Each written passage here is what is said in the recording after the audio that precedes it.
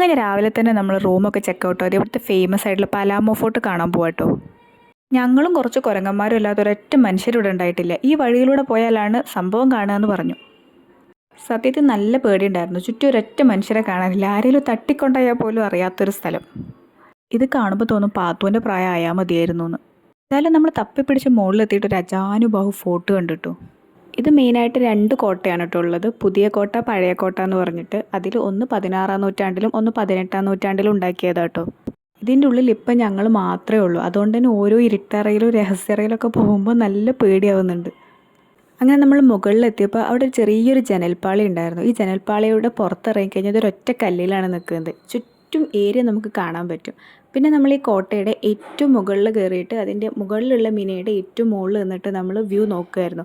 അടിപൊളി വ്യൂ ആയിരുന്നു. ഇത് എത്രത്തോളം എനിക്ക് ഫോണിലൂടെ നിങ്ങളിലോട്ട് എത്തിക്കാൻ പറ്റുമെന്ന് എനിക്കറിയില്ല. നല്ല ഭംഗിയുണ്ടായിരുന്നു കാണാൻ.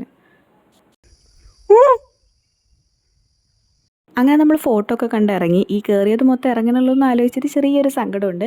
അപ്പം ഇനി നമുക്ക് അടുത്ത സ്പോട്ട് പിടിക്കാം. ശരി, ടാറ്റാ.